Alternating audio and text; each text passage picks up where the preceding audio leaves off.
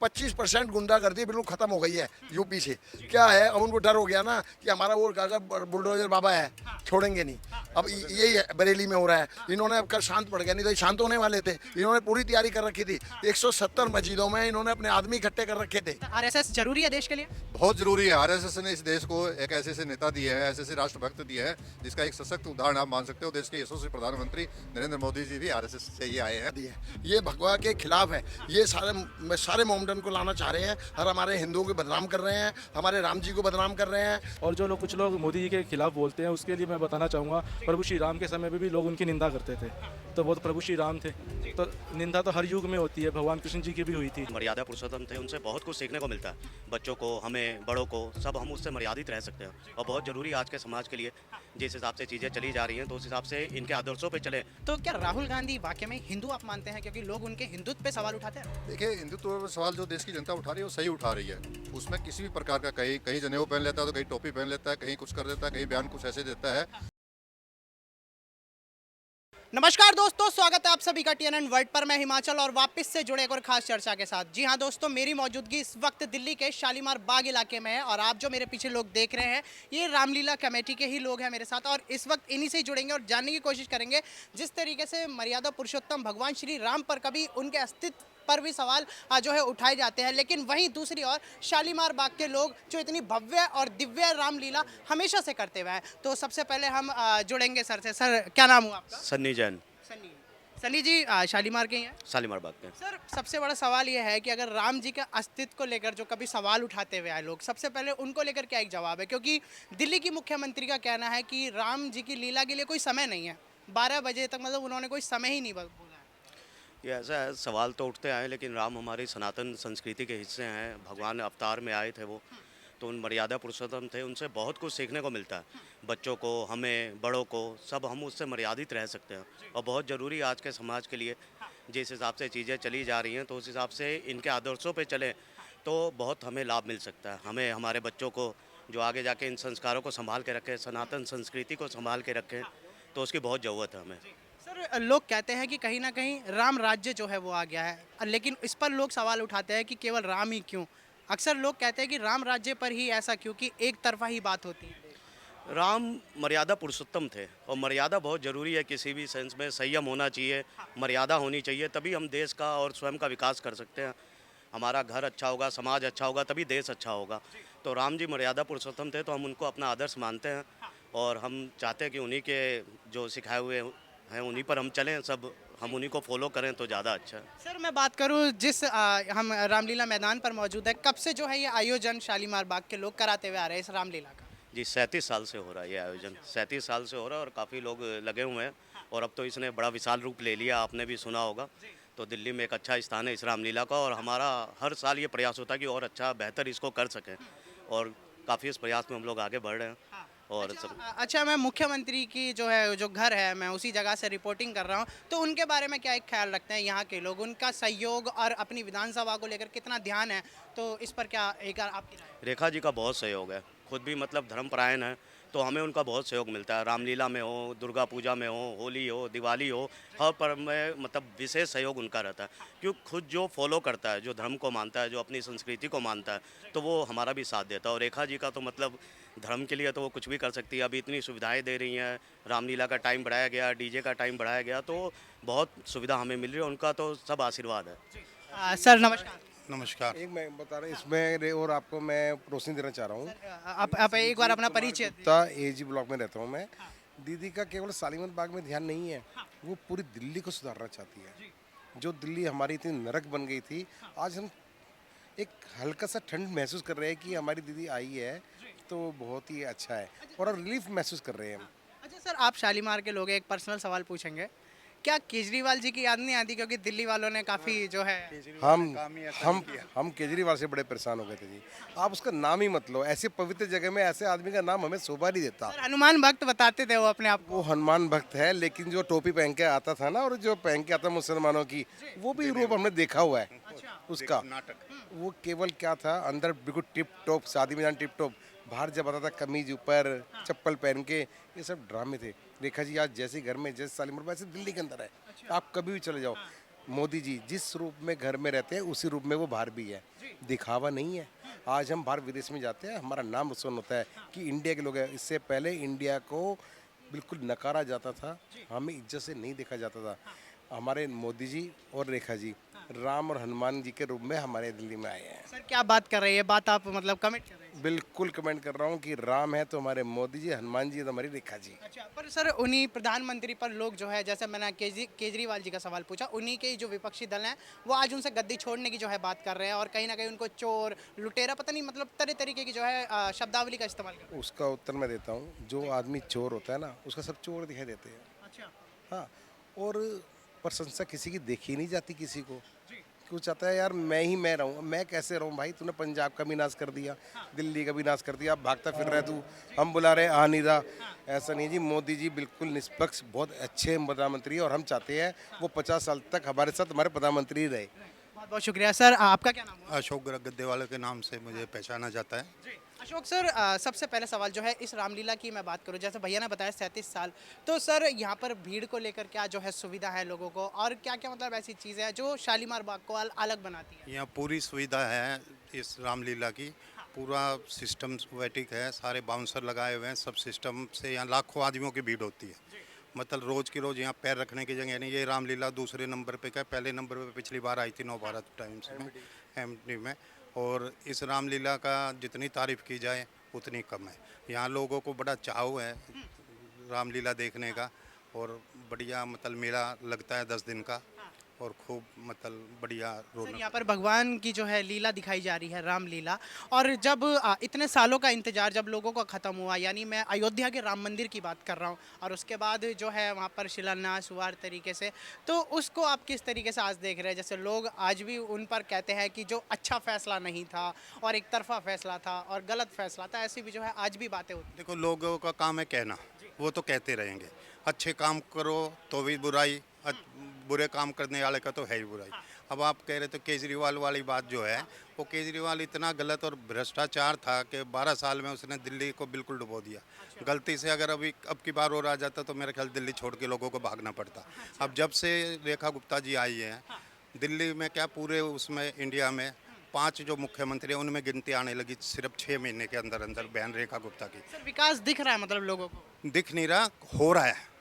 एक तो दिख रहा है, हो रहा है बहुत विकास। जितना बहन रेखा गुप्ता ने किया, शायद मैंने तो अपने जीवन में किसी मुख्यमंत्री को नहीं देखा ऐसा करते हुए। सर एक बात और कहना चाहूँगा, आप ये बताओ रेखा गुप्ता जी से पहले कौन मुख्यमंत्री है जो जाके बीच में लोगों से मिलकर आया है? बताओ। आज ये ओपन तो है ना, मिलती तो है जन संवाद में, बुधवार को जाती है, इतना कांड होने के बाद भी वो सबकी बात सुनती है, उस पर अमल भी करती है, विचार भी होता है। इससे पहले कोई मुख्यमंत्री ने काम नहीं किया, ये सच्चाई है आज की डेट में। अच्छा सर, ये जो आप लोगों का प्यार है पार्टी के प्रति, या फिर जो नेताएं हैं, या फिर वाकई में ईवीएम हैक होती हैं, या आपका दिल हैक होता है? सर ऐसा है, हमारा तो ये हिसाब है, जब दीदी की हम पर्सनल किसी के नहीं, हम काम को, पार्टी से तो जुड़े ही हैं, लेकिन पार्टी ये जुड़ने लायक है, काम करती है ये। पर्सनल ये नहीं है कि हम किसी, हाँ पार्टी के कार्यकर्ता तो हैं, लेकिन कार्यकर्ता के बाद ये पार्टी जो है ये बहुत बढ़िया अच्छा काम करती है, ईमानदारी से काम करती है, जो कि आज वर्ल्ड में नाम हो रहा है हमारे देश का।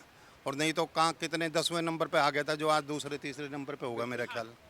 अच्छा सर, आपसे मेरा सवाल है, आप यंग है काफ़ी, आपका क्या नाम है सर? विनय मित्तल। तो विनय जी, जैसे लोग आज भी मनमोहन सिंह और पीएम मोदी को लेकर आज एक उतार चढ़ाव देखते हैं, और वो कहते हैं कि वो ज़्यादा शिक्षित थे, तो इस पर आपकी क्या एक राय है? क्योंकि मोदी जी को लोग कहते हैं कि ये संत हैं, भगवान की आस्था में रहते हैं और पूजा करते हैं और हिंदुओं की बात करते हैं। ये मोदी जी सबकी बात करते हैं। ये जो लोग कहते हैं कि वो हिंदू की बात करते हैं, एक्चुअली वो उनको नाम खराब करना चाहते हैं।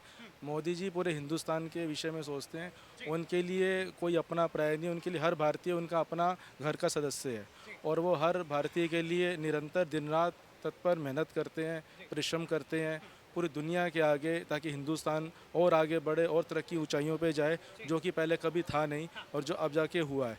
और जो लोग कुछ लोग मोदी जी के खिलाफ बोलते हैं, उसके लिए मैं बताना चाहूँगा, प्रभु श्री राम के समय में भी लोग उनकी निंदा करते थे, तो वो तो प्रभु श्री राम थे, तो निंदा तो हर युग में होती है, भगवान कृष्ण जी की भी हुई थी। तो उन निंदा की परिवाह करते बिना वो अपना कार्य निरंतर करते जा रहे हैं, और जो उन्हें उचित लगता है अपनी जनता के लिए वो सारा कार्य वो दिन रात एक करते हैं, जिसमें कि अब हमारी जो है बहन रेखा गुप्ता जी अब आ गई हैं, तो अब उसमें डबल इंजन की सरकार हो गई है और जो काम है वो बहुत प्रगति से बहुत स्पीड से हो रहा है। लग रहा है कि दिल्ली में अब विकास की स्पीड बढ़ी है, कुछ बूस्ट हुआ है। बिल्कुल हो रहा है वो, मतलब सच्चे रियल स्तर पे वो काम हो रहे हैं, ऐसा नहीं कि वो सिर्फ बातें हैं, वो वाकई में काम हो रहा है, वो काम जनता देख भी रही है। और वैसे भी ये जो बात है हम कर रहे हैं ये काम को सलाम है। ये जो मोदी जी ने हिंदुस्तान के लिए कार्य किया है या रेखा दीदी जो दिल्ली के लिए काम कर रही है वो उनके काम को सलाम है। सर देखिए, सबसे पहले जो है हम भगवान श्री राम की ही बात कर रहे थे, तो राम राज्य पर क्या आप एक सोच रखते हैं? क्योंकि लोग कहते हैं कि भगवाधारी गुंडे पैदा हो रहे हैं, तो इस पर आपकी क्या एक राय है जी? देखो जी, जितने कहने वाले लोग हैं ना, ये खुद आदि है, ये भगवा के खिलाफ है, ये सारे मोमडन को लाना चाह रहे हैं और हमारे हिंदुओं को बदनाम कर रहे हैं, हमारे राम जी को बदनाम कर रहे हैं, हमारी आस्था है वो इसकी चोट पहुंचा रहे हैं। तो इनको और कोई काम नहीं, सिर्फ इन्होंने तो जो मोदी जी ने काम करना है उसके अपोजिशन बोलना, इन्होंने कोई काम करना नहीं, सब लुटेरे बैठे हैं ये सारे। सही भी बोलते हैं या फिर बरगला रहे हैं? सारे बलगरा रहे हैं, बेवकूफ़ बना रहे हैं पब्लिक को। हाँ, कुछ हिंदू को जोड़ लिया अपने साथ, उनके चक्कर में बेवकूफ़ बनाए जा रहे हैं, पब्लिक को वो करे जा रहे हैं, कुछ नहीं, जीरो है सारे। दिल्ली में कह रहे हैं गद्दी छुड़वा देंगे मोदी से, वो बोल रहे थे। अजी ये गद्दी अपनी बचा ले बहुत है, गद्दी तो मोदी की तो बाद में बचाएंगे, अपना पहले आ जाए दोबारा बहुत गनीमत है। अच्छा, हाँ पर सर वो जैसे कहते हैं कि बाबूजी एक बात बताओ, यूपी आप चले जाओ, बिहार चले जाओ, आपको वहाँ पोजीशन पता चलेगी, लालू जी की क्या पोजीशन है, यूपी में अखिलेश की क्या पोजीशन है, और दिल्ली में केजरीवाल की क्या पोजीशन है। अब तो सर यूपी का आपने नाम लिया, यूपी में कह रहे हैं कि बाबा बड़े खतरनाक मोड में चल रहे हैं, काफ़ी बुलडोजर का वो सहयोग ले रहे हैं, ऐसा बुलडोजर तो इसलिए चलाना पड़ रहा है ना जी, ये गुंडागर्दी पे उतरी है। अब ये नहीं समझे, अब आप देखो आज ही पेपर में आया है, टीवी में बोल रहे थे 25% गुंडागर्दी बिल्कुल ख़त्म हो गई है यूपी से। क्या है, अब उनको डर हो गया ना कि हमारा वो काका बुलडोजर बाबा है, छोड़ेंगे नहीं। अब यही बरेली में हो रहा है, इन्होंने अब कल शांत पड़ गया, नहीं तो शांत होने वाले थे। इन्होंने पूरी तैयारी कर रखी थी, 170 मस्जिदों में इन्होंने अपने आदमी इकट्ठे कर रखे थे, बाहर से, बिहार से बुलाकर और बंगाल से बुलाकर। मतलब असामाजिक गतिविधियां। ये क्या है, ये चाहते हैं नेपाल बनाना है इनको। ये नेपाल के चक्कर में सारी अपोजिशन पार्टी ये दिखावे के लिए जनेऊ पहन लेंगे, दिखावे के लिए। लग रहा है भारतवासी क्या सड़कों पर पत्थर लेकर उतरेंगे? क्या वो पार्टी के ऑफिस जलाएंगे, प्रधानमंत्री का घर फूकेंगे? ये सक्सेस नहीं होंगे जी, किसी कीमत पे सक्सेस नहीं होंगे। पब्लिक मोदी जी के साथ है, तन मन धन से मोदी जी के साथ है, तो ये होने नहीं देंगे लोग। बिल्कुल। सर क्या नमस्कार, नमस्कार जी, क्या नाम है सर आपका? मेरा नाम गोविंद शर्मा है।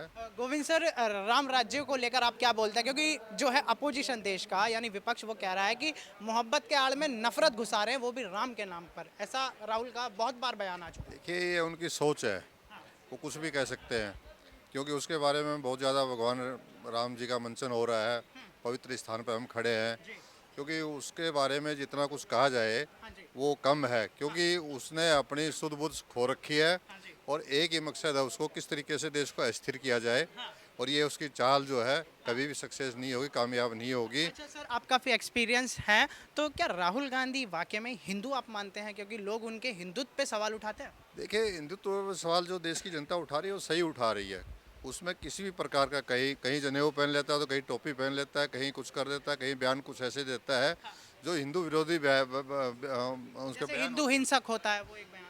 हाँ, हिंदू हिंसक होता है। आरएसएस एक जो देश की राष्ट्र एक भक्त संस्था है जो 100 साल उसके आज कल पूरे हो रहे हैं, और उन्होंने राष्ट्र के लिए सिर्फ राष्ट्र प्रथम को मानते हुए और देश की सेवा की है। कह रहे हैं आरएसएस विचारधारा गुंडे ही विचारधारा, ऐसा कांग्रेस और उनके लोग बोलते रहते हैं। देखिए आरएसएस जो विचारधारा है वो राष्ट्रवादी विचारधारा है, और मुझे लगता है कि आरएसएस के अलावा इसमें कहीं पे भी कोई भी व्यक्ति जो है वो इस में राष्ट्र के लिए समर्पित नहीं है। इवन मैं भी ये कहूँ कि मैं पूर्णतः समर्पित हूँ, ऐसा नहीं है जितना कि आरएसएस है, और उससे हम प्रेरणा लेकर के ही कुछ कर पाते हैं देश के लिए, इतना मेरा भाव है। आरएसएस जरूरी है देश के लिए? बहुत ज़रूरी है। आरएसएस ने इस देश को एक ऐसे ऐसे नेता दिए हैं, ऐसे ऐसे राष्ट्रभक्त दिए हैं, जिसका एक सशक्त उदाहरण आप मान सकते हो। देश के यशस्वी प्रधानमंत्री नरेंद्र मोदी जी भी आरएसएस से ही आए हैं, योगी जी भी आरएसएस से ही है, तो देश के अनेकों नेता ऐसे रहे हैं। आज लोग उन लोगों को कहते हैं संघी है, ये संघी ऐसा करके एक चिढ़ निकाल दिया कि कोई संघी कोई चिढ़ हो। देखिए चीड़ निकालना किसी को, किसी साइंटिस्ट को, हम अगर दूसरी भाषा में कहें तो साइंटिस्ट है, उसके मजाक उड़ाएं, तो ये गलत बात है। सही बात तो ये है कि उनका मान और सम्मान हमें रखना चाहिए। संघ का जितना हम मान सम्मान करेंगे उतना ही हम जो है ना राष्ट्र के निर्माण में अपना योगदान ज़्यादा से ज़्यादा दे पाएंगे, इसमें कोई दो राय नहीं है। ये मेरा कहना था। और आज के शुभ अवसर पर मैं सभी क्षेत्रवासियों को नवरात्र पर्व की, दशहरा की शुभकामनाएं देता हूँ। आने वाले सभी त्योहारों की शुभकामनाएं देता हूँ। सभी के लिए जो ये त्यौहार मंगलमय हो, आनंददायी हो, सुखदायी हो, धन धान्य से परिपूर्ण हो और ये देश ऐसे ही तरक्की करता रहे। नरेंद्र मोदी जी के नेतृत्व में देश आगे बढ़ता रहे। जय हिंद, जय भारत। बहुत बहुत शुक्रिया। तो जैसा कि आप लोगों ने देखा कि शालीमार बाग विधानसभा के लोगों ने बताया रामलीला के अंदर किस तरीके से वो देश के प्रधानमंत्री को लेकर एक सोच रखते हैं, किस तरीके से उन्होंने अपोजिशन के मंसूबों पर जो है पूरी तरीके से पानी फेर दिया है। तो फिलहाल के लिए बस इतना ही और जल्दी मिलूंगा आपसे TNN वर्ल्ड।